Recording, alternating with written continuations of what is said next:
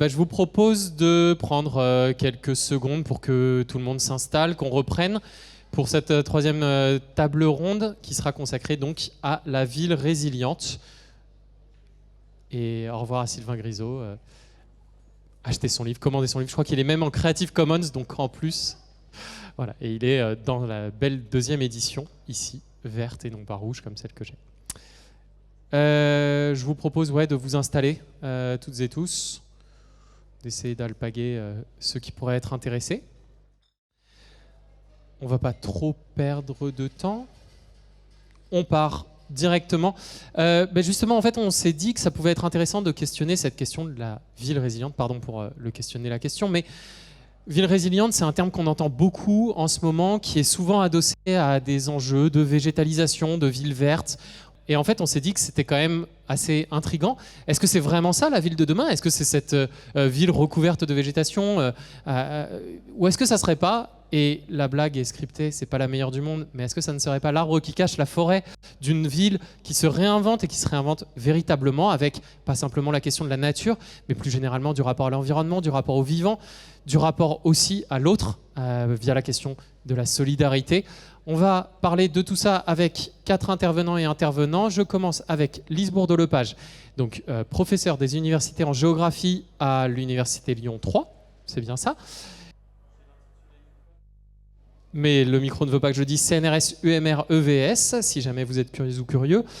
Aussi présidente de l'association de sciences régionales et autrice de nombreux ouvrages de recherche, dont le dernier nous intéresse tout particulièrement, c'est aussi pour ça qu'elle est invitée, puisqu'il est intitulé « Évaluer le bien-être sur un territoire ».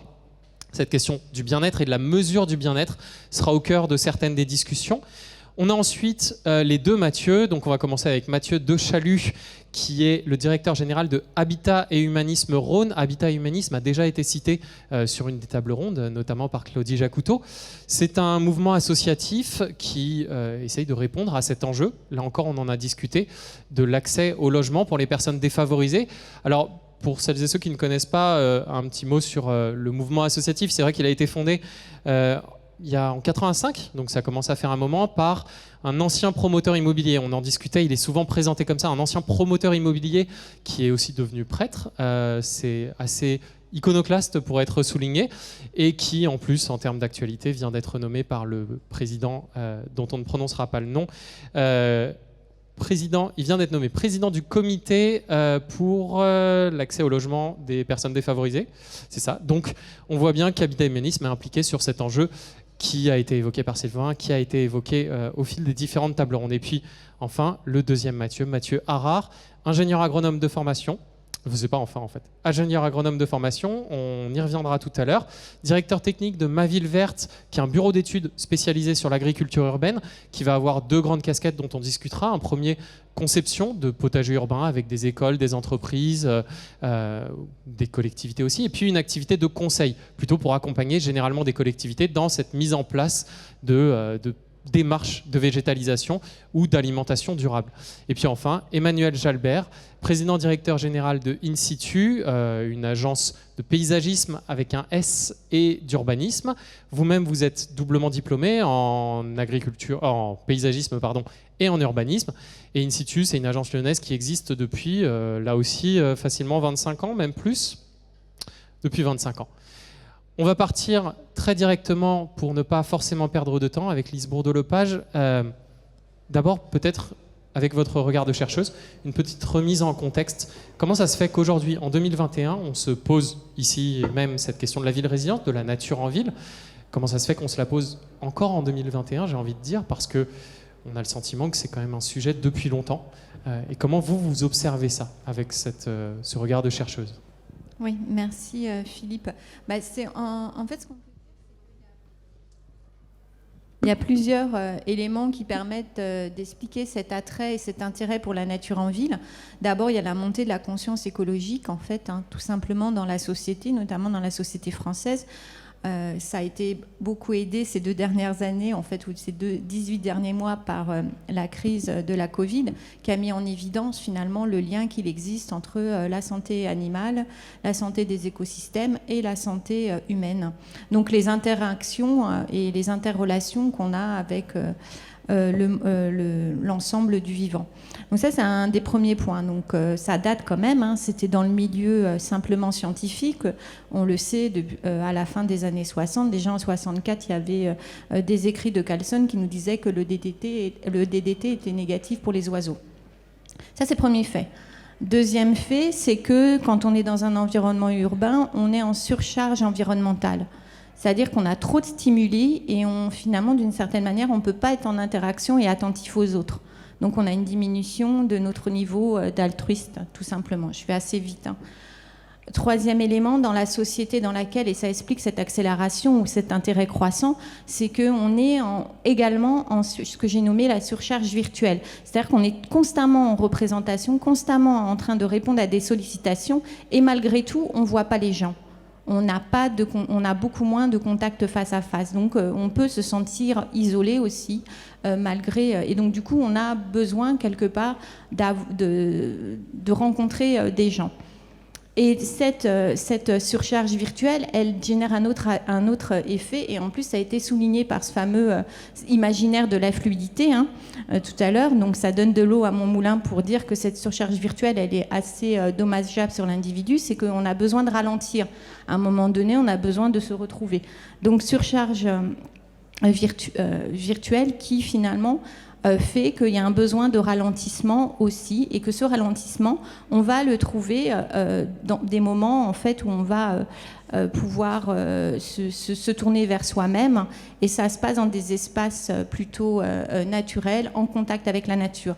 Quatrième élément, et pas des moindres, et ça reprend ce que disait l'intervenant précédent, cet imaginaire de la nature réparatrice, c'est que finalement, les scientifiques savent depuis longtemps que la nature nous fait du bien, elle diminue notre stress, elle va augmenter notre immunité, elle a aussi des effets très positifs aussi sur notre attention à porter à l'autre. On sait que dans un quartier où il y a des éléments végétaux, on va avoir un taux de criminalité qui va être moins important. Les gens vont avoir un niveau de bien-être plus élevé.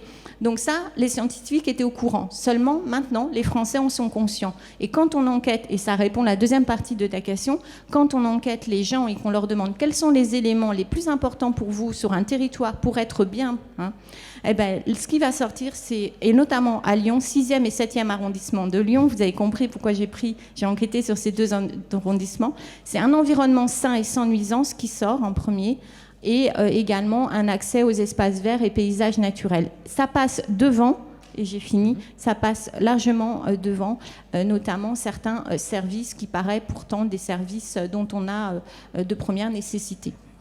Donc voilà, donc ces 4 mouvements-là font que finalement cet intérêt est croissant, et dans le contexte actuel de crise sanitaire, finalement, ça a accéléré cette appétence. Donc, en fait, les bienfaits de la nature sont suffisamment élevés et nous permettent, et la nature a une fonction, au-delà d'une fonction réparatrice, elle a une fonction aussi liée au lien social, à la solidarité. C'est bien pour ça que sur la table ronde, c'est tout à fait pertinent quand on voit les personnes qui sont autour, parce qu'elles reflètent bien finalement l'importance ou ce que peut nous apporter la nature. Et je ne peux pas finir sans dire qu'il y a quand même un élément qui me paraît primordial, c'est qu'aujourd'hui, on regarde la nature comme si elle était extérieure à nous. Il faut quand même qu'on tire une leçon de la crise sanitaire, c'est qu'aujourd'hui, nous ne pouvons plus nous positionner à côté de la nature. Nous sommes inclus dans la nature, et finalement, nous sommes un élément de la nature. Donc, il faut absolument qu'on comprenne en fait que finalement, on ne peut pas faire de la nature en ville et végétaliser en ville comme ça. Ça peut avoir des effets, et je n'ai pas le temps de développer, mais beaucoup plus néfastes que positifs, et qu'il faut quand même qu'on comprenne que dans notre manière de penser, il faut que on n'observe pas la nature, mais qu'on soit conscient qu'on est lié à elle, et que voilà. Bon, c'est culturel, hein. Nous sommes des Occidentaux, c'est culturel. Dans certaines cultures, le terme nature n'existe pas. Je pense qu'on aura le temps de développer ça tout à l'heure. On va avoir une contrainte temporelle. Mais d'abord, je voulais passer la parole à Emmanuel Jalbert, parce que vous êtes le pendant praticien de cette question qui vient d'être brossée par la lauréate de la recherche. En 25 ans, vous l'avez vécu, cette évolution du retour à cette appétence de la nature en ville, notamment dans les demandes que vous font les collectivités ou les porteurs de projets urbains. Comment ça s'est traduit dans votre métier et vous-même, même dans votre parcours personnel au final? Il y a une évolution vraiment notoire, c'est-à-dire qu'on est passé d'un moment où il fallait qu'on convainque les élus qu'il fallait planter à un moment où on nous demande de planter davantage. Voilà. Donc, le curseur, il est vraiment très, très lisible. Après, il y a une évolution très importante où je pense que la Covid, comme vous le disiez, l'a bien montré. On fait partie d'un écosystème. Et du coup, cette question-là, elle est devenue beaucoup plus évidente et elle nous laisse davantage de marge pour faire de la place pour le vivant. Et je pense que c'est ça le maître mot, c'est le vivant. On est passé aussi de commandes, de demandes qui étaient très minérales, très stériles, à des choses où on peut faire beaucoup plus de place à la vie tout simplement, que ce soit les plantes, mais aussi les humains et les non-humains. C'est-à-dire qu'on est de plus en plus sur des projets où on cherche à faire de la place pour les non-humains à travers des lieux de nature qu'on préserve, tout simplement. Je sais que Mathieu Rard aura beaucoup de choses à dire là-dessus, mais ce que je vous propose, c'est que Mathieu Tchalut, on a parlé de la question du rapport entre la nature et le lien social. C'est revenu dans toutes les interventions précédentes, c'est revenu là avec l'intervention de Lise Bourdelepage. Comment vous regardez ce sujet, comment vous l'observez avec, pour le coup, votre casquette de Habitat Humanisme? Comment ça vous interroge aussi peut-être, et qu'est-ce que ça peut faire émerger chez vous comme nouvelles idées, nouveaux projets, etc., etc. Merci. Et d'abord, je suis navré, mais je devrais partir dans quelques minutes, mais je suis littéralement passionné par ces sujets-là et très heureux d'être là ce soir pour apporter cet éclairage. La question pour nous, c'est de se dire, on a parlé, il y a des mots-clés qui résonnent, le mot du vivant, du lien, c'est de dire, en fait, bien sûr, on veut prendre part à notre écosystème, le développer, qu'il soit le plus vertueux possible ou résilient, je ne sais pas. Et pour nous, la question, elle se pose en termes de, mais comment en fait on fait pour prendre soin de tous ceux qui constituent cet écosystème. Et je voulais vous partager franchement une belle émotion que j'ai eue tout à l'heure en arrivant ici. J'ai rencontré en fait une personne que nous avons accueillie chez Habitat Humanisme à 100 mètres d'ici. Je pense que Claudie en a parlé tout à l'heure, dans un village mobile qui est vraiment à 100 mètres du site ici. Cette personne, on l'a accueillie dans ce village mobile, on lui a permis de trouver des repères, de reconstruire un projet de vie. Après, voilà, vous imaginez quelques épreuves de vie un peu compliquées. Et ce soir, en fait, cette personne, elle est là. Elle expose des œuvres, parce qu'il se trouve que son métier, c'est d'être artiste-peintre. Et elle est acteur d'un banquet qu'on organise avec notre escale solidaire mobile ce soir, où il y aura un peu plus de 80 personnes qui sont invitées. Et je me disais quand même, c'est incroyable parce que on parle de rêve, je crois, dans la table ronde, et je me disais, mais en fait, le rêve qu'on peut porter, c'est celui où en fait, on le rend accessible aux plus fragiles d'entre nous. Et typiquement, le parcours de cette personne, il est possible parce qu'on a une myriade d'acteurs.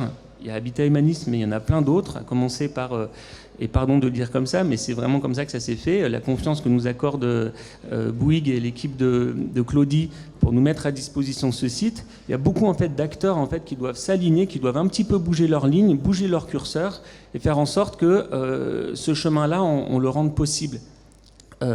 Et du coup, ça renvoie quand même à cette idée de puissance. Et d'être, je pense que là on se rejoint aussi sur la dimension en fait de la nature. Vous l'avez évoqué un petit peu, on n'est pas tout puissant. Et Bernard Devers, notre président fondateur, il aime à dire que l'acte de construire, c'est un acte de soin.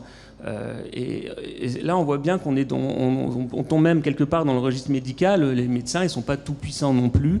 Et les bâtisseurs que nous sommes, on n'est pas tout puissants non plus. Et je pense que c'est avec humilité qu'il faut aussi alors, avec beaucoup d'ambition, parce que les rêves, on les porte haut, mais faire bouger ces lignes pas à pas. Et on voit que ça fonctionne.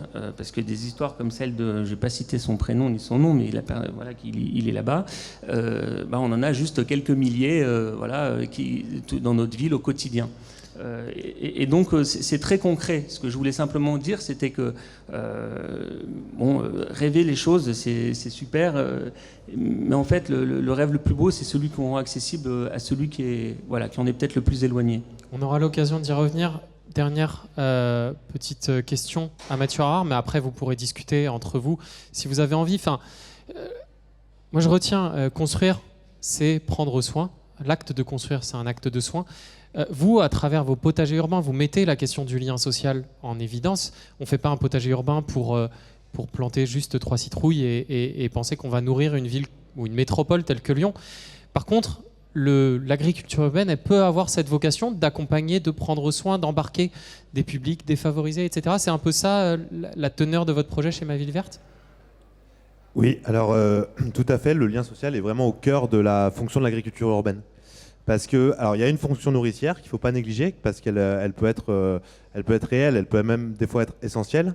En France, on le voit moins, mais dans d'autres pays, c'est le cas. Hein. Les gens cultivent de l'agriculture urbaine, non pas par plaisir, mais par nécessité. En revanche, ici, on observe effectivement que le lien social et le rapport à la nature sont permises à travers l'agriculture urbaine, parce que ça va être une nature avec laquelle on interagit. Ça va être un potager, on s'en occupe, on l'arrose, on l'entretient, on va récolter, on va manger ce qu'on récolte derrière. Du coup, il y a vraiment une interaction du citadin avec cette nature-là. Ça ne va plus être juste une nature contemplative, ça va être une nature avec laquelle il interagit au quotidien. Et une nature qui le nourrit. Donc du coup, cette fonction de nourricière que portent les potagers, elle est doublement importante parce qu'elle permet donc l'appropriation de ces espaces naturels. Et effectivement, comme vous l'avez dit, le lien social est au cœur en fait de ces projets-là. Nous, on installe des potagers dans pas mal de quartiers pour le compte de bailleurs sociaux. On a toute une sorte de chaîne de solidarité qui se met en place avec les enfants qui vont venir faire les animations, les activités, les parents qui vont entretenir le jardin, les gestes un peu plus techniques, les jeunes qui vont l'arroser ou voir le protéger des dégradations. Et puis les récoltes, elles vont se faire dans le partage, elles vont se faire aussi une sorte de solidarité informelle où ça va être les personnes qui sont un petit peu plus démunies qui vont pouvoir récolter un peu librement, même s'ils ne participent pas forcément. Voilà, il y a une sorte de solidarité qui se met en place. Et c'est avant tout la notion de partage, la notion de se retrouver ensemble autour d'un potager pour passer un bon moment ensemble. On parlait, Lise, vous parliez tout à l'heure aussi de tout ce qui est ce qu'on peut appeler les services écosystémiques, en tout cas les externalités positives. Parce qu'installer un potager, que ce soit dans un quartier, sur un toit d'immeuble, ça rend des services écologiques, évidemment, parce qu'on végétalise. Ça rend aussi des services presque sociaux et économiques, parce que du coup, on observe que quand on installe un potager dans une friche qui est pas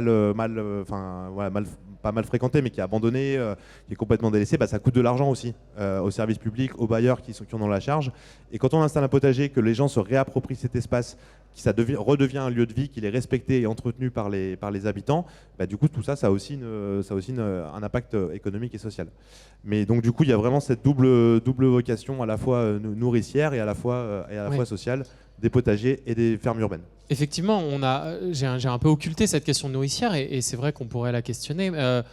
Peut-être Lise Bourdelepage, vous avez travaillé sous forme d'observation sur ces potagers urbains. Vous avez réalisé des études sur des espaces d'agriculture urbaine. C'est quoi les enseignements que vous avez pu en tirer ? Est-ce que vous en avez tiré du sens pour nourrir un peu tout ce qu'on vient de se dire ? Je sais pas. En fait, on peut considérer qu'il y a plusieurs types de jardins partagés, on va dire, ou d'espaces en fait qui sont appropriés. Donc, on a ce que nous disait Mathieu, c'est ça ? Voilà. Voilà, donc j'ai une chance sur trois. Enfin, voilà.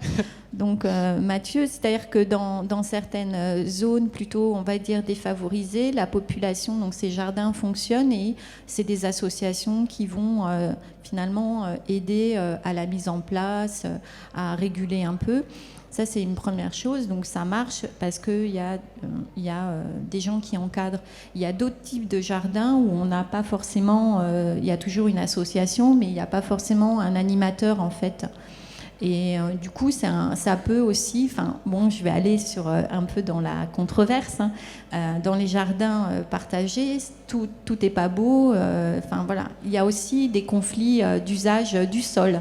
Vous imaginez des conflits d'usage du sol, c'est-à-dire qu'il y en a qui veulent cultiver comme ça, d'autres autrement, et puis finalement, on a dans certains jardins, on va avoir une division des parcelles et chacun s'approprie sa petite parcelle. Des fois, c'est la solution qu'ils ont trouvée. Et il y a aussi, on s'aperçoit qu'au-delà du lien social, il y a aussi cette question de l'ancrage dans un quartier. On aimerait en fait qu'il y ait un effet, un effet positif, donc il peut se profiler dans certains types, quand il y a un animateur, de l'entraide qui va se mettre en place. Et puis dans d'autres, finalement, on a l'impression que c'est des espaces qui sont isolés comme des petits îlots, en fait.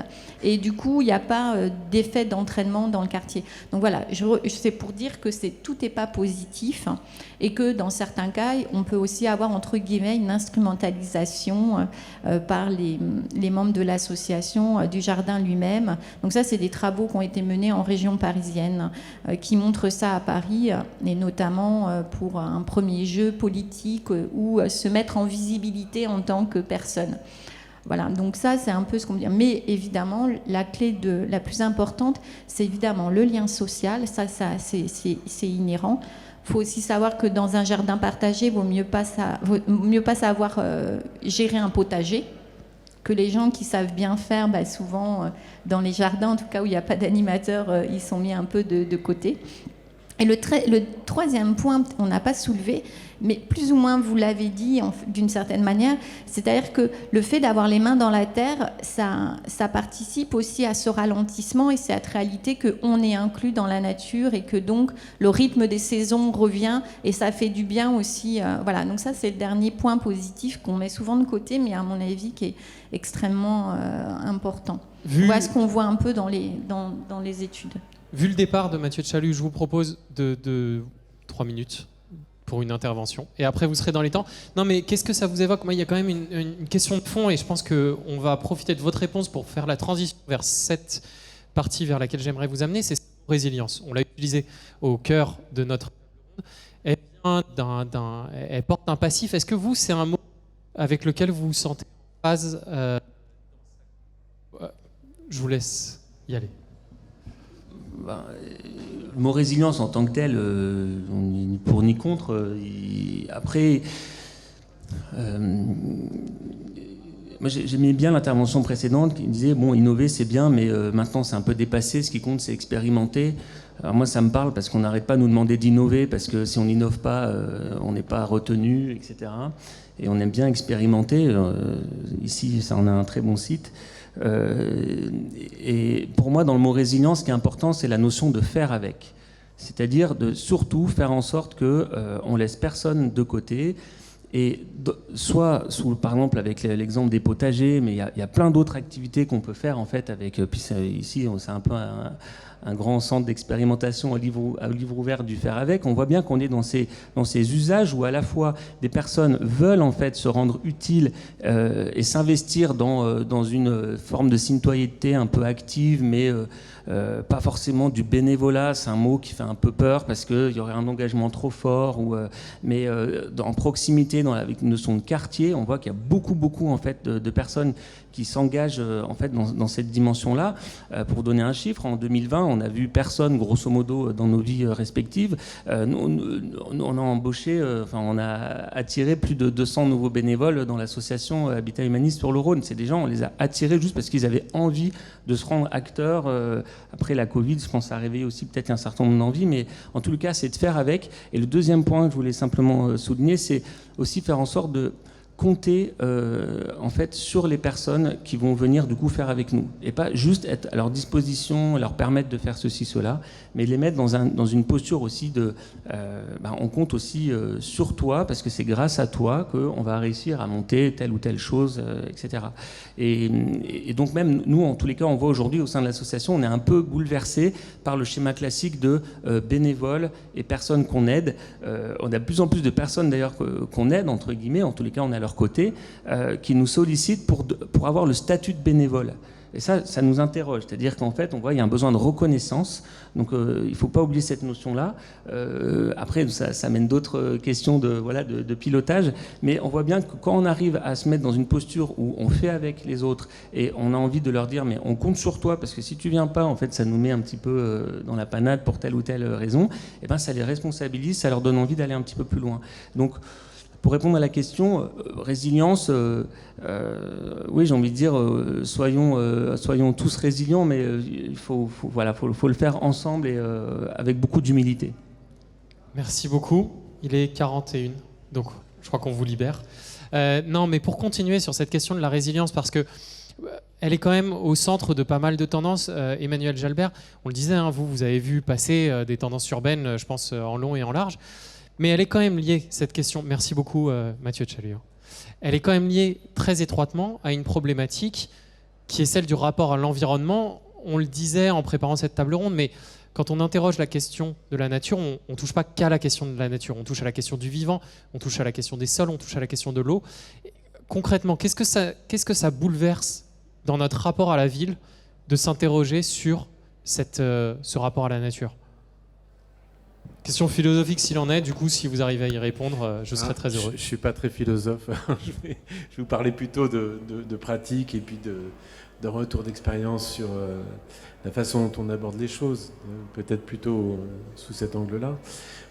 C'est vrai que l'art du paysage, la matière première, c'est l'espace, mais c'est aussi le temps. Donc on est de plus en plus soucieux, nous, de la durée de vie des lieux qu'on aménage, et du coup, notre attention, elle se porte d'abord sur ce qui est déjà en place, qui existe. Et la résilience, elle prend aussi ses racines dans la façon dont on compose avec ce qui existe et dont on le respecte. Je crois que c'est une première chose extrêmement importante. On a connu les années d'un urbanisme table rase. On n'est plus du tout dans ce dispositif et on s'attache, nous, plutôt à avoir les mécanismes en place, à voir comment on peut mettre en mouvement des lieux. Mon expérience des berges du Rhône, pour nous, elle a été aussi formidable parce qu'on a finalement, avec des moyens pas mirobolants, transformé un espace et on l'a réactivé. Pour moi, ça, c'est plutôt l'expérience de la façon dont on peut activer un lieu et le faire vivre. Après, on s'attache plutôt, non pas à faire des décors, mais à créer des lieux de vie. Et c'est là aussi pour moi le sens même de la résilience. Quoi. C'est créer des lieux de vie, faire une ville dans laquelle tout le monde se sente impliqué. Enfin, du coup, on va retomber aussi sur des mots qui ont été évoqués, de questions d'inclusivité. Est-ce que c'est des choses sur lesquelles vous souhaitez réagir, Mathieu ? Peut-être, maintenant qu'il n'y en a plus qu'un seul. Ouais, on est sûr que c'est moi. De l'inclusivité, dans quel sens ? Au sens dans le sens où faire une ville dans laquelle tout le monde trouve sa place, ça implique beaucoup de choses. On le disait avec Lise Bourdeau-Lepage, parfois même sur de l'agriculture urbaine, même sur des sujets, des potagers urbains qui peuvent paraître où tout le monde, je pense, partage la même vision. On va se retrouver avec des enjeux de coexistence, de bien-être, de vivre ensemble, etc. Ouais, tout à fait. Nous, on l'observe un peu à deux niveaux. Donc, je vous parlais tout à l'heure des potagers, du lien social et du lien avec la nature que ça pouvait provoquer. Il y a une autre dimension un petit peu dans l'agriculture urbaine aussi, ça va être l'apparition, la création et la production de micro-fermes. Donc ça va être des espaces productifs qui s'insèrent dans la ville. Quand je dis productif, ça ne veut pas forcément dire dans un immeuble avec des LED tout contrôlé. Ça existe aussi, mais il n'y a pas que ça.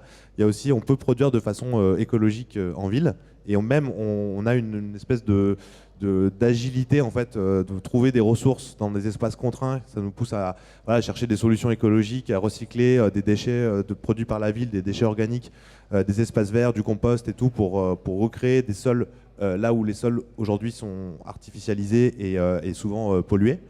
Et du coup, on a par ces micro-fermes, cette vocation nourricière au sens premier, c'est-à-dire que ça va permettre à des gens, par exemple, qui n'ont pas souvent l'occasion d'aller à la campagne ou d'accéder à des marchés de producteurs, de pouvoir aussi découvrir des produits frais, des produits locaux, de voir comment poussent les légumes, de voir comment poussent les différentes plantes comestibles.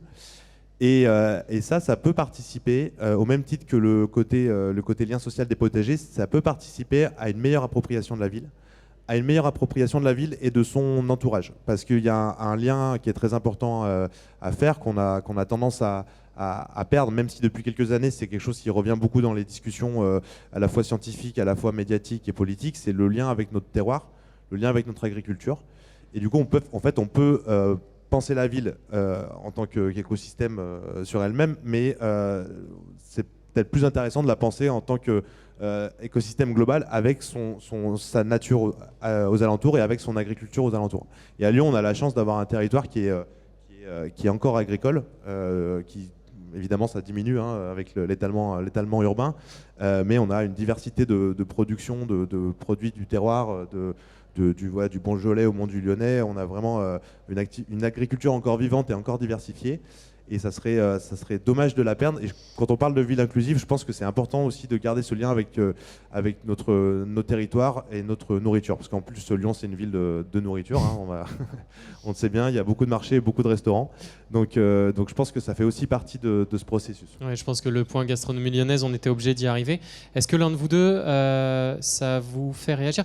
Mais il y a quand même une interrogation, Emmanuel Gelbert, sur la question du paysage. Quand on parle du terroir, on parle quand même de paysage. Et j'avais été marqué, In Situ se présente comme, je le redis, une agence de paysage et d'urbanisme avec un S à paysage.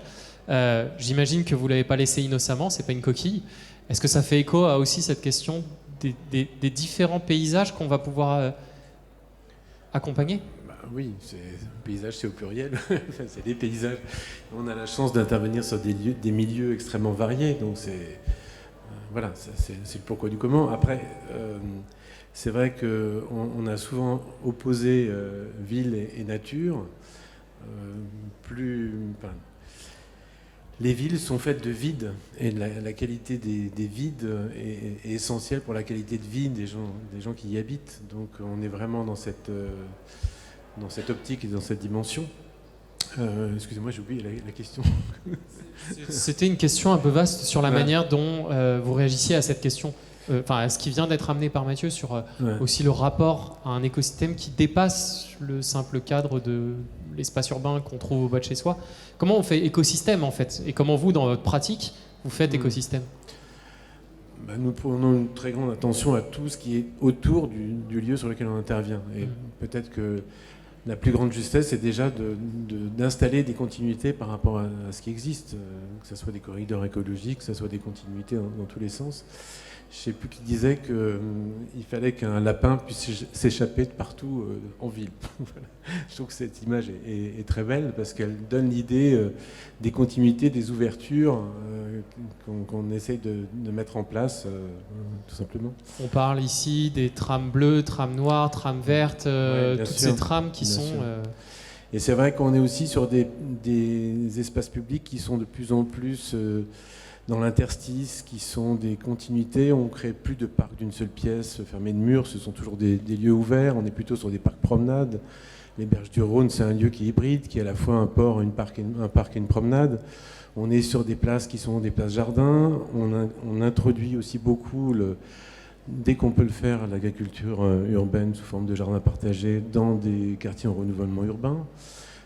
On a convaincu aussi les services que plutôt que d'avoir à gérer des hectares de pelouse, c'était pas mal de les rendre aux habitants et d'en faire des lieux de vie continus. Ça permet aussi de retrouver une vie sociale intense. Donc c'est ce type de démarche qu'on développe et qu'on déploie.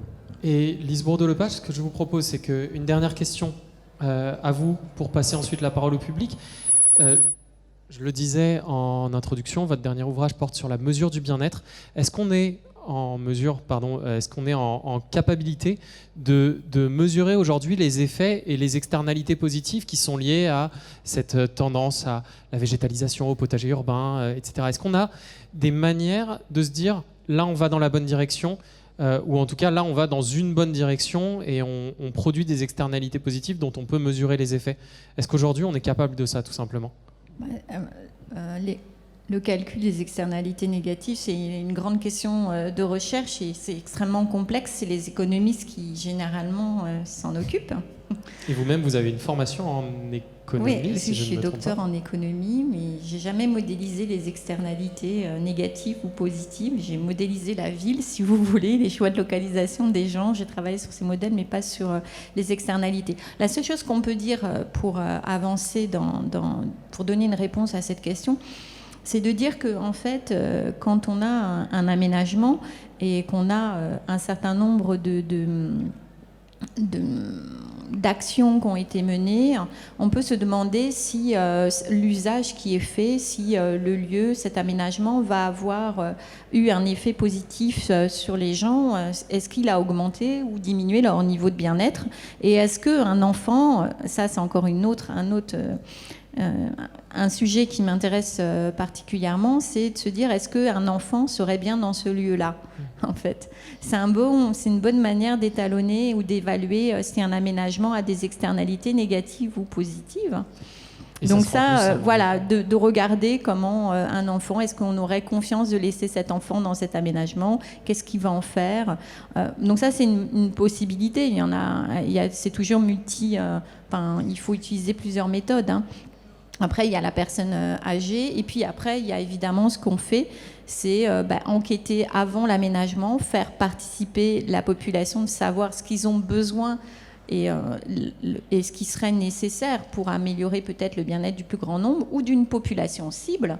Après tout, on peut aussi se permettre ça, et puis regarder ce qui se passe à la fin. Donc c'est vrai que c'est une mesure qui est très intéressante. Puis il y a des fois des usages, en observant les usages, des fois quand on veut aménager, des fois il suffit d'observer les usages, et on a pu avoir des aménagements où les usages ont été détournés. Et donc est-ce qu'on peut considérer que c'est positif, négatif?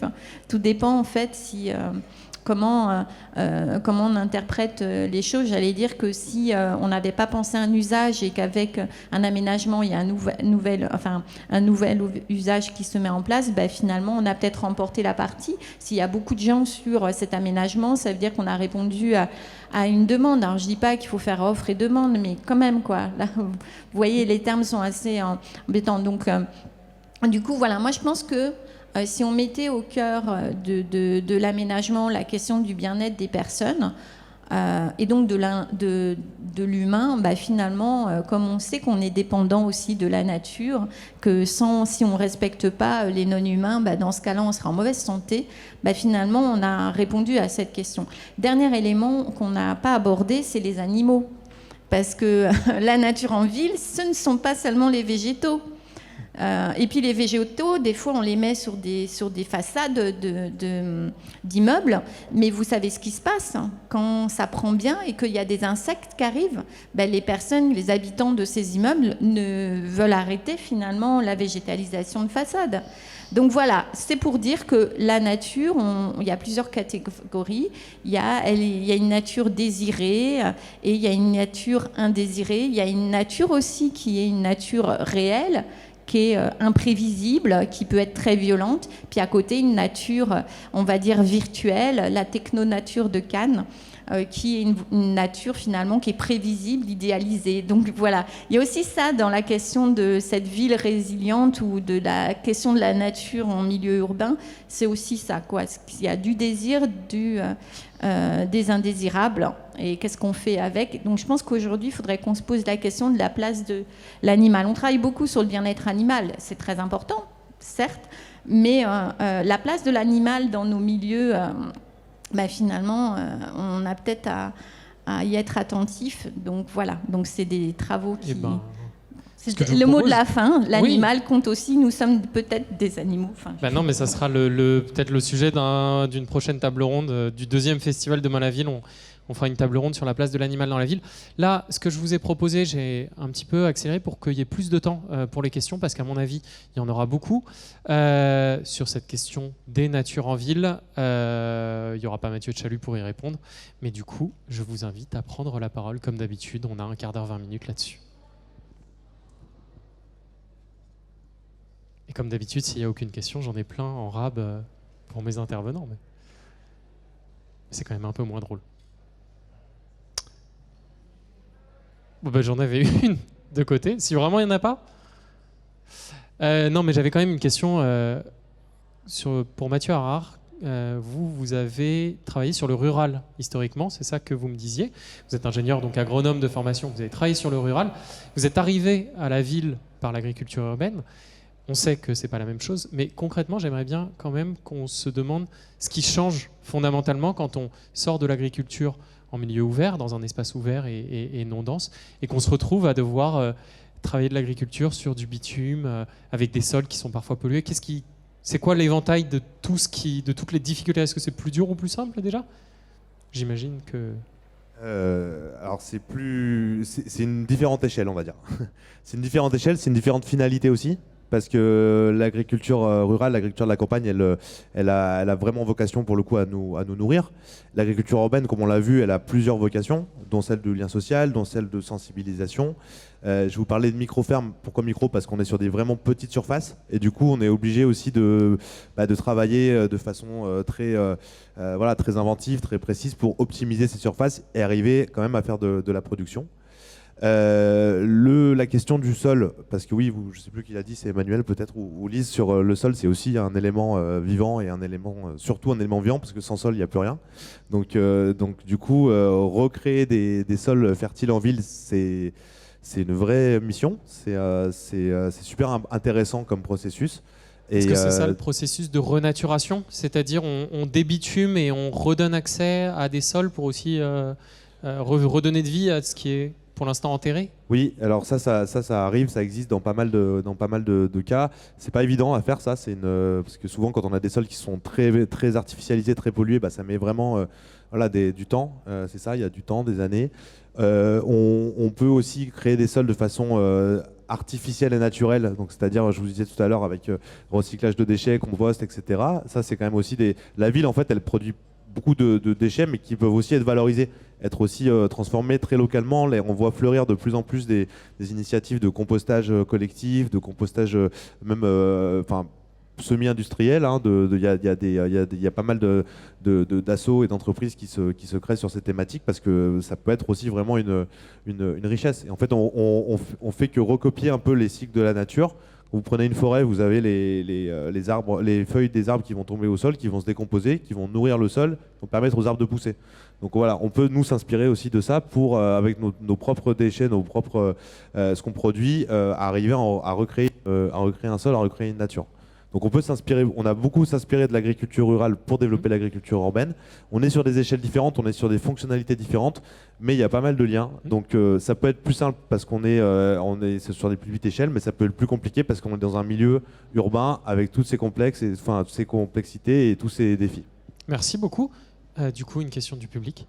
Bonsoir, merci beaucoup pour vos interventions. C'est vraiment très intéressant d'avoir plusieurs points de vue pratiques et théoriques. Je me posais une question par rapport à l'image, puisque c'est ce qu'on évoquait tout à l'heure dans la conférence précédente. Comment on évite l'effet petit Trianon de la nature en ville, avec les œufs bien propres, l'apiculture sur les toits des coworking, et en même temps une ignorance de plus en plus profonde de la question des sols, de l'eau, de la production. Enfin, on voit que c'est un des enjeux de la présidentielle où les agriculteurs ne se sentent pas du tout compris actuellement ou pris en compte. Et comment on fait pour que la nature en ville, ce ne soit pas juste un peu un parc d'attractions Alors là, qui veut se lancer? Mais je pense que Lise Bourdeau-Lepage... Après, vous pouvez tous vous lancer dessus, si vous voulez. Je ne sais pas s'il y a vraiment une réponse. Je pense que c'est une question... entre guillemets d'éducation, et que peut-être pour modifier ce regard qu'on porte à la nature en ville en disant voilà, elle est bienfaisante, c'est un peu un cadre en fait, comme un décor, même si aujourd'hui on s'aperçoit qu'elle rend des services et qu'il faut pas... Il y a aussi le danger de l'instrumentalisation en fait, des éléments naturels en milieu urbain.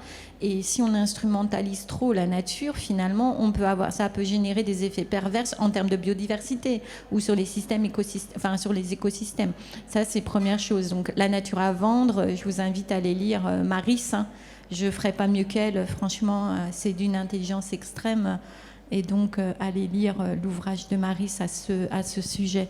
Après, moi, ce que je crois, et ce que montrent les études, donc en tant que chercheur, je ne répondrai pas en tant que citoyenne, mais en tant que chercheur, je pense que justement, il y a une vraie une vraie fonction, on n'en a peut-être pas parlé assez, éducative justement des jardins partagés, nos petits urbains qui n'existent pas, qui sont les invisibles de la ville, hein. C'est comme les rats qu'on ne voit pas parce qu'ils sont dans le métro, hein. Mais il y a autant de rats à Paris que d'habitants, même plus en fait. Donc voilà, donc c'est de les rendre visibles et de donner à nos petits urbains la possibilité de voir ce que c'est, de les éduquer en fait. Et quand ils ont une connaissance de ça, il y a aussi la question alimentaire qui paraît extrêmement importante. On nous dit en France, il n'y a pas de désert alimentaire. Enfin, je ne suis pas tout à fait d'accord. Il y a des déserts alimentaires, il y a des gens qui ne mangent pas de légumes, ça coûte très cher. On a vu ce qui s'est passé cet été avec les fruits, hein, et même les légumes. Hein. Quand vous avez un kilo de tomates à 5 € dans un magasin qui est soi-disant pas cher, comment on fait? Donc en fait, il y a tout ça. Je pense que c'est en passant par nos petits urbains, si on est dans le milieu urbain, après si on est dans le milieu rural, c'est autre chose. Et que voilà, ça change les pratiques. Et au bout des enfants qui ont 5 ans, dans 10 ans, ils auront 15 ans. Donc 10 ans, finalement, c'est un laps de temps qui est relativement court. Ça va vite, quoi. Donc je répondrai par là. Et puis aussi, peut-être parce qu'on fait aujourd'hui, justement, avec des gens qui viennent d'horizons différents, qui sont là pour discuter et faire comprendre que voilà, il y a que nous finalement on n'est pas bien, on a des outils mais finalement on n'y fait pas, on les met pas en place. Donc je dirais que ça serait c'est finalement c'est les petits urbains qui peuvent peut-être nous sauver, alliés à autre chose évidemment. Emmanuel Jalbert, comment on évite l'effet Petit Trianon? Comment on évite de Disneylandiser la nature? Il vous faudra un micro par contre si jamais vous acceptez de répondre à ma question. Enfin, la question du public. C'est se poser les questions fondamentales, c'est celle du sol. Enfin, pour nous, les deux sujets essentiels qu'on se pose en tant que paysagiste quand on intervient sur un lieu, c'est de quel sol on dispose et de quelle eau. Voilà, donc voilà, tout est là-dedans. Et on évite évidemment tout ce qui est la nature décorative ou qui n'a pas de sens, que la seule qui résiste, c'est celle qui est à sa place, quoi. Donc pour nous, l'enjeu, c'est effectivement de désimperméabiliser, de récupérer les eaux, de le réinfiltrer. C'est elles qui vont nourrir les arbres qu'on plante. Plus ça va, plus on met l'énergie sur les conditions d'installation du milieu, c'est-à-dire sur le volume de terre végétale qu'on va donner, la qualité, et qui permet de planter petit. On peut accepter de planter petit parce qu'on se donne aussi du temps pour que ça vienne. Donc c'est aussi apprendre la patience, tout simplement. Voilà, donc je ne sais pas si j'ai répondu à la question, mais en tout cas, c'est les questions fondamentales qui nous animent. Parfait. Un micro qui est en train de passer de main. Bonjour, merci. C'est pas tellement une question, c'est plus une réflexion que ça m'inspire, mais je crois que ce qui est aussi important dans justement, vous le disiez, Lise, sur le temps de la ville, ces sollicitations permanentes. Il y a ce rapport à ralentir et à se reconnecter.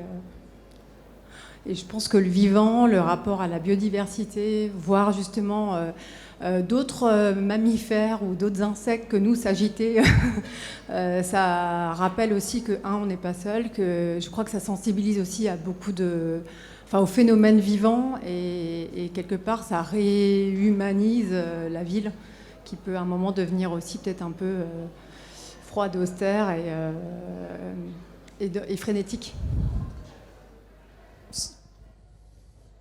Mathieu Tu veux répondre? Ouais.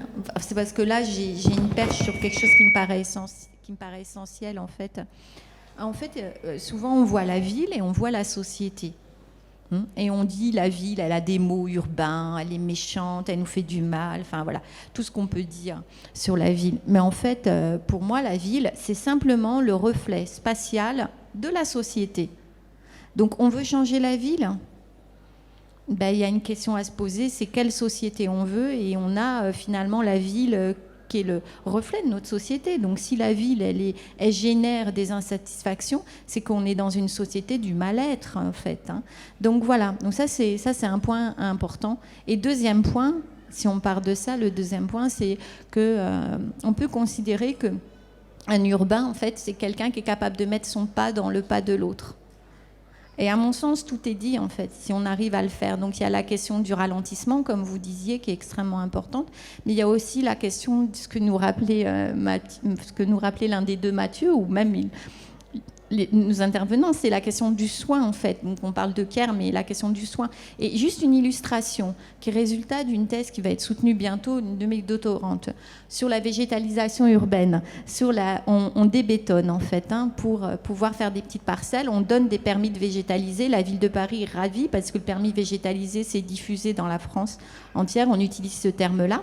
Il faut savoir qu'en fait, on délègue un peu un service à des habitants et que ces habitants, ils font ce qu'ils peuvent, ils n'ont pas de moyens, enfin voilà, ils font comme ils peuvent sur les pieds d'arbres. Et qu'en fait, on s'aperçoit que ces pieds d'arbres, finalement, c'est très dur de maintenir un entretien. Et pourquoi c'est très dur de maintenir un entretien ? Bon, il y a toujours des questions d'usage, de conflits d'usage, mais aussi parce que finalement les autres ne sont pas attentifs à ce que fait quelqu'un pour embellir ou pour améliorer le cadre de vie de la personne qui passe.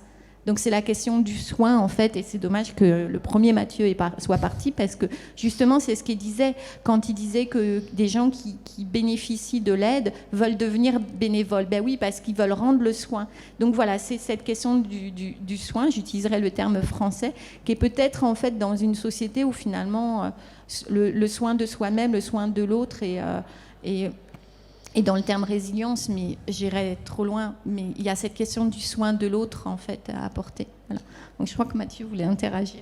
Est-ce que Non, je voulais juste raconter une mini anecdote pour illustrer ce que vous dites. C'est dans un des potagers qu'on anime.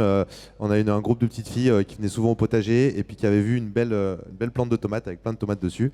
Et elles voulaient les manger, mais elles n'étaient pas mûres. Elles disaient quand est-ce qu'on peut la manger ? Quand est-ce qu'on peut la manger ? Il faut qu'elle mûrisse. Et quand est-ce qu'elle est mûre ? Quand est-ce qu'elle est mûre ? Il faut attendre un petit peu. Donc on a attendu, voilà, les jours où elle a mûri, là, elles se sont jetées sur les tomates. Elles les ont mangées. Elles ont fait c'était encore meilleur. Pourquoi ? Parce qu'on l'a bien attendu. Voilà. Donc du coup, voilà, ça aussi, ça remet un peu la patience, le cycle de la nature. Ça nous apprend aussi, comme vous dites, la patience et puis ce côté, de reconnecter un petit peu au temps naturel, quoi. Et en plus, il sera question de la lenteur sur la table ronde suivante. S'il y a une dernière prise de parole, je vous propose de la faire. Et puis sinon, on refait notre petite pause et on reprendra dans 10 minutes, moins de 10 minutes, pour la dernière table ronde. Et bien, il y en a une. Du coup, on part là-dessus.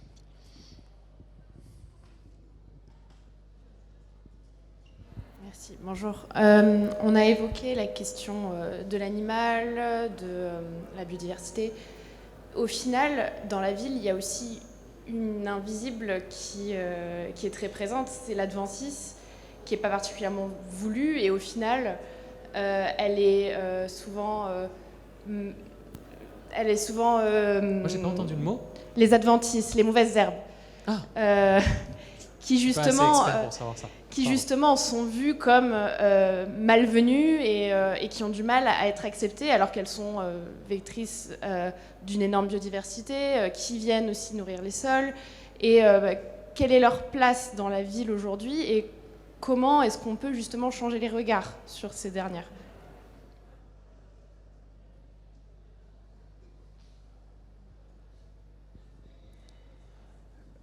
Juste rapidement, j'ai bossé dans une ferme bio il y a longtemps en Suisse et ils appellent ça, eux, les herbes de compagnie.